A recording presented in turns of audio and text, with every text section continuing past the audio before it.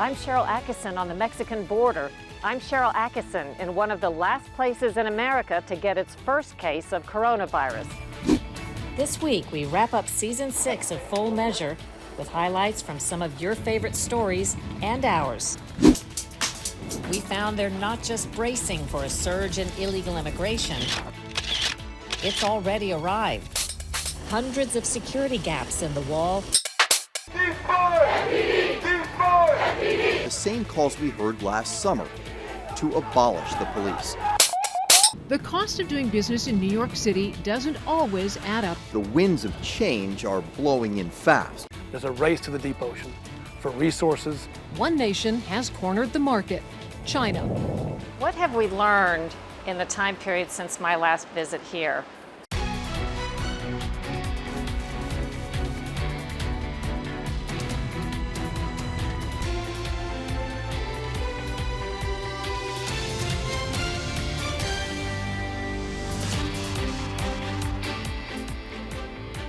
Welcome to Full Measure. I'm Sharyl Attkisson.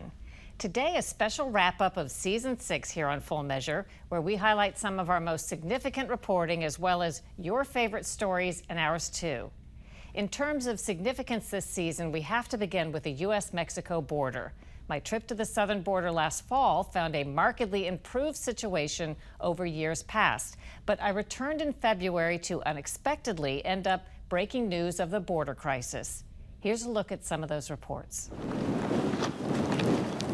Along America's southern border, we found they're not just bracing for a surge in illegal immigration. It's already arrived.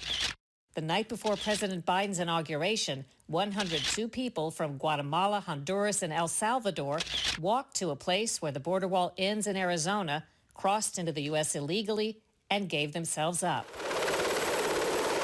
A view from the sky shows mountain trails in Arizona, just north of the Mexican border, growing more foot-worn by cartel traffic.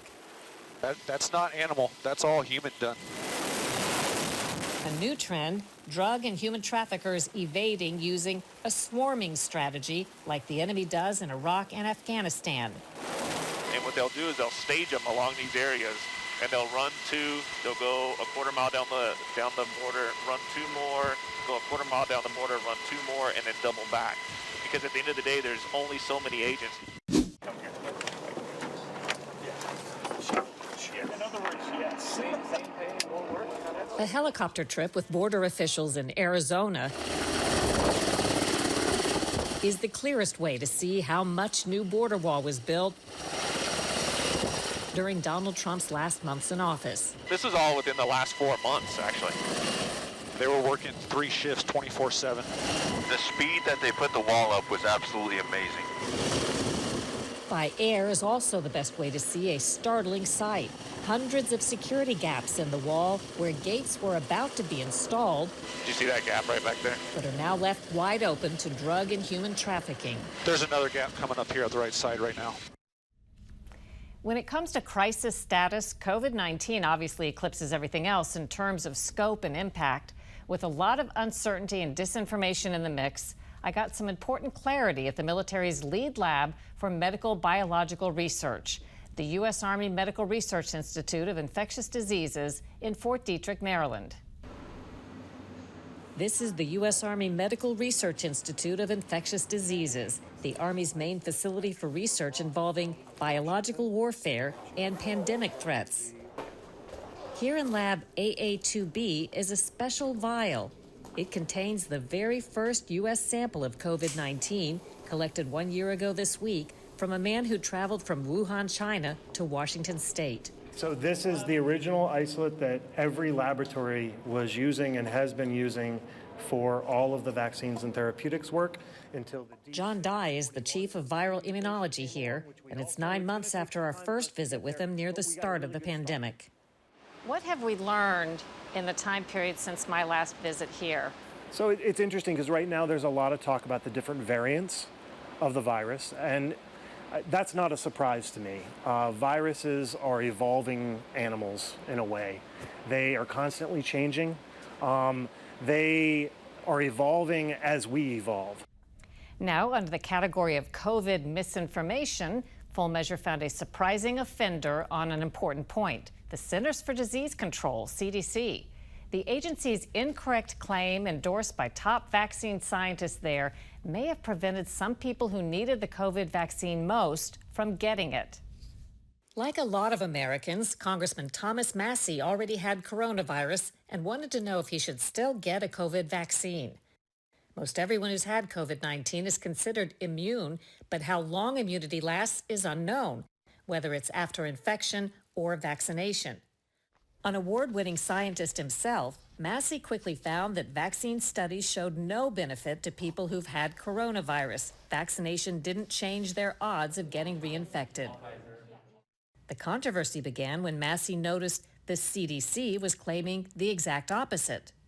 CDC's Advisory Committee on Immunization Practices had just issued a high-profile report authored by 15 scientists.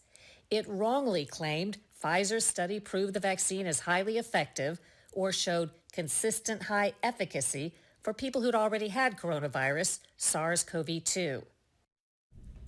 Now, once they were caught with their incorrect claim, CDC officials promised Massie they would correct their error, but weeks later hadn't done so.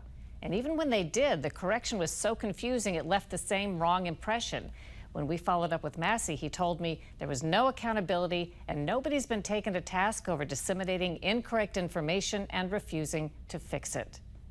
We made another important fact-bending discovery this year, one I didn't expect. It started when we checked in on Sturgis, South Dakota, where a famous annual motorcycle rally is held. The town made headlines for hosting the rally while much of America was shut down. Many labeled it a coronavirus super spreader event. Months later, it turned out the true story was entirely different. But of all the Sturgis rallies, there's never been one quite like last year's. 460,000 bikers descended upon the Black Hills of South Dakota at the height of the coronavirus pandemic, making it one of the year's most criticized events. Was there consideration given? Were people talking about, should we try to cancel it? Oh, Is absolutely. there a way to cancel it? Yeah. Daniel Ainsley is the Sturgis city manager. He says they went forward with the rally for practical reasons. Our surveys during the rally showed that over 70% of the people were going to come here, whether or not we officially hosted the rally.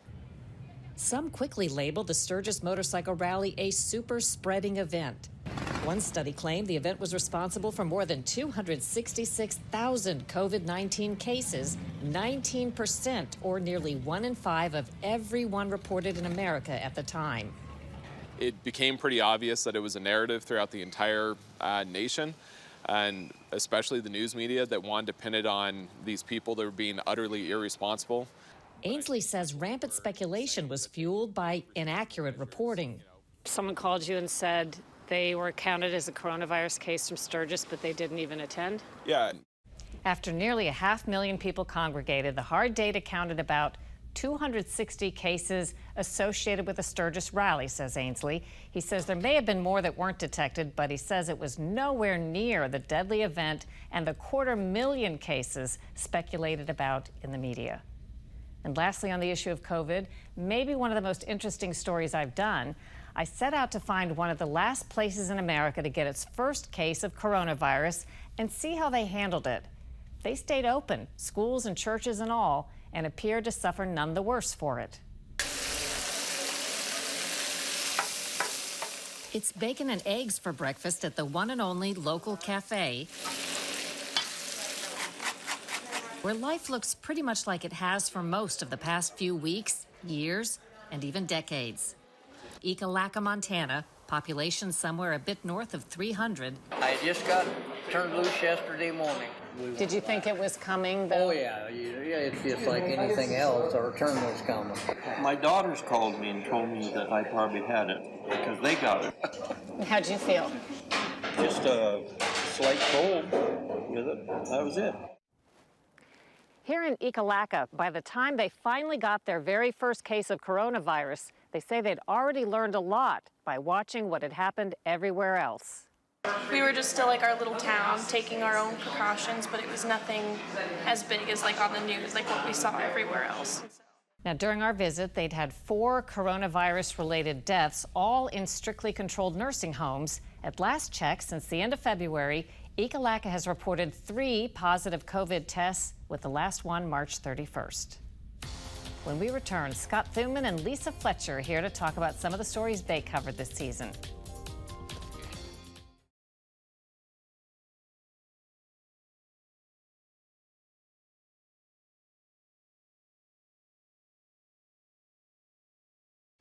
We're back to our end of season 6 program, and with me now is Scott Thuman and Lisa Fletcher.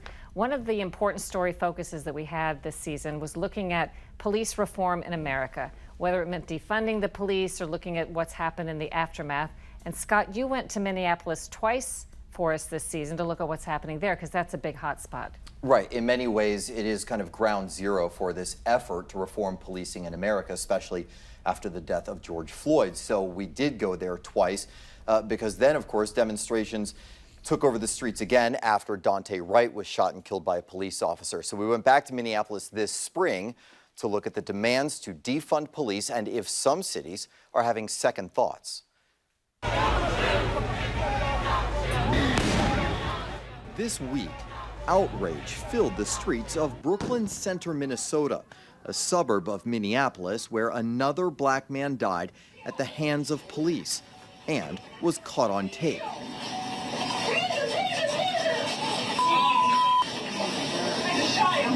The police officer, who is white, resigned and was charged with second-degree manslaughter. The chief quit too, and the city manager was fired. Mayor Mike Elliott. We will do all that is within our power to make sure that justice is done for Daunte Wright. This latest deadly incident has only strengthened the same calls we heard last summer that prompted a national push to reform and, from some circles, to abolish the police. You know, that's the case in other cities, too, where some members of the community think, especially in high crime areas, they're the ones that suffer the most when the police are attacked and defunded. What is the status of things today in Minneapolis? Well, they're pushing forward. They're planning to put it to a vote, ask residents in November if they do want to replace the police department. What is still unclear is what a replacement police force might consist of, what it might look like. So still a lot of question marks out there. Something that's kind of related that we've talked about and reported on is the trend of a lot of people moving away from big cities and crime-ridden neighborhoods where there are a lot of other problems. Lisa, you reported from New York City, the Big Apple, because they have had a major shift, looks like, in population outside of the state in the last couple of years. That's true, and crime was one of the factors that people were leaving in this story we reported from New York. In fact, people are leaving in droves. The state lost a seat in Congress because of the exodus, but one big factor in leaving New York is the cost to live and do business there.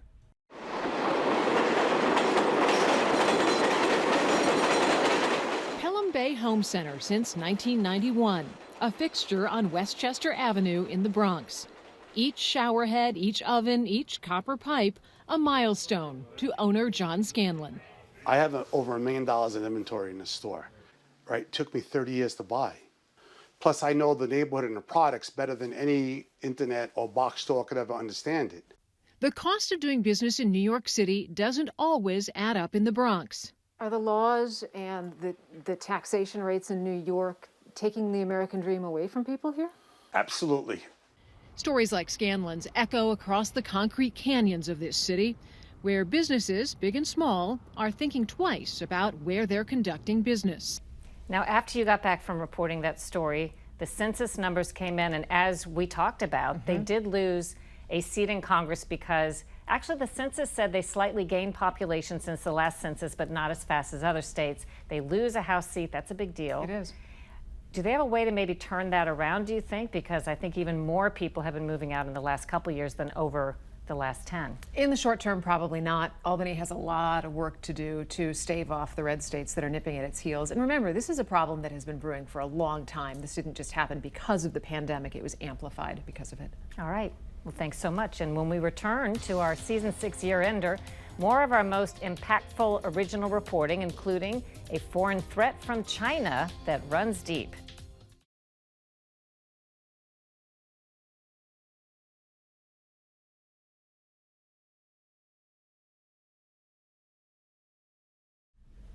We have spent a lot of time on Full Measure this season and prior seasons talking about the position between the U.S. and China on the global stage because we think it's so important. And Lisa, you did a really interesting story this season that has to do with something I didn't know was such a big deal, but after that report aired, I hear this being talked about everywhere, has to do with the deep sea.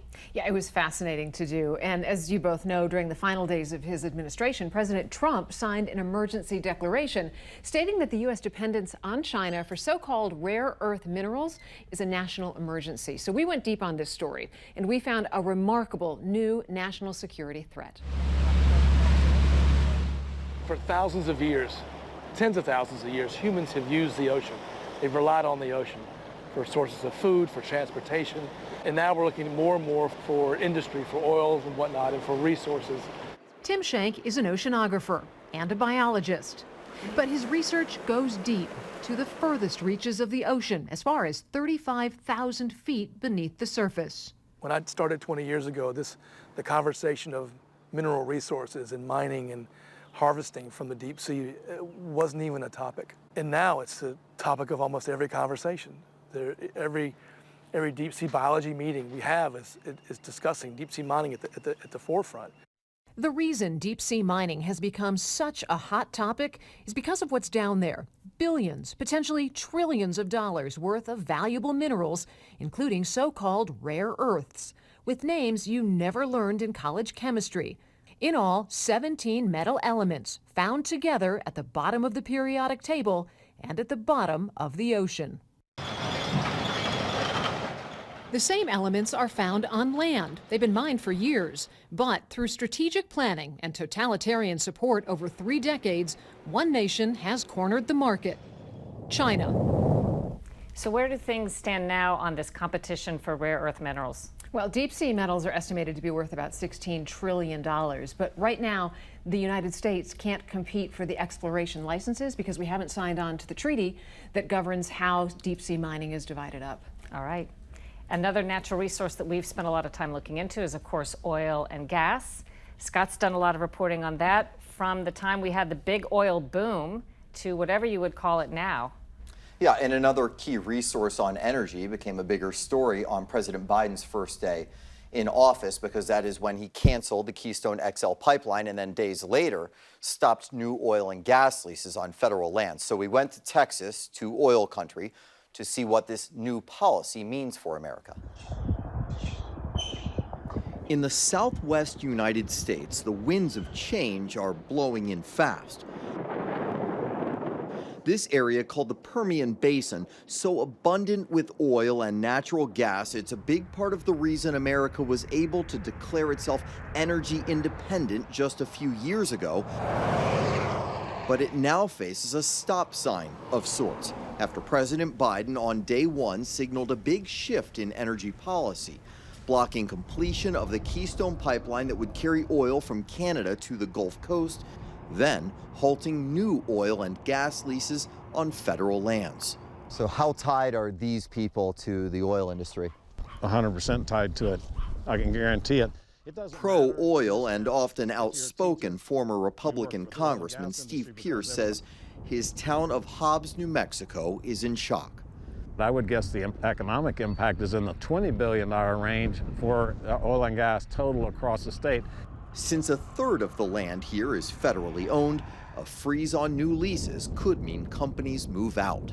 You've got 100,000 jobs in the oil and gas industry. You can look at basically half of those leaving. Each one of those jobs is somewhere between $50,000 and $120,000. Those jobs leave, there's nothing to replace those $100,000 jobs. Well, some people are dubious about this, but the hope is that jobs lost in the oil and gas industry will be made up for with newly created jobs. Right. There is the working theory that a lot of people can essentially go from the fossil fuel industry right over into occupations within renewables. It's yet to be seen exactly how well that will work. I did talk to the White House Deputy National Climate Advisor, Ali Zaidi. He insists there will be a lot of jobs in renewables. How many, we don't know yet. All right, something for us to follow up next season. It was fun having you. We'll have a lot more fun together, season 7. And when we come back, some remarkable notes from the road.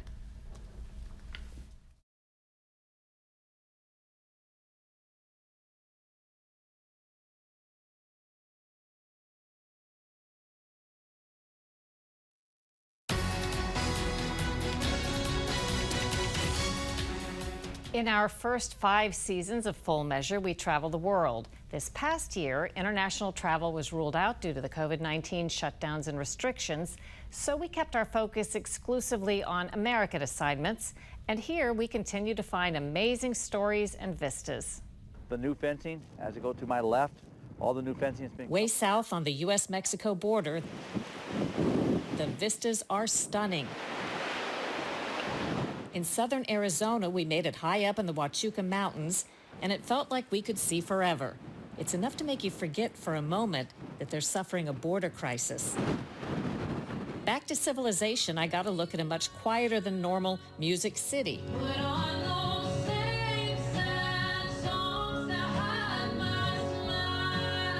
But it stretches all the way up.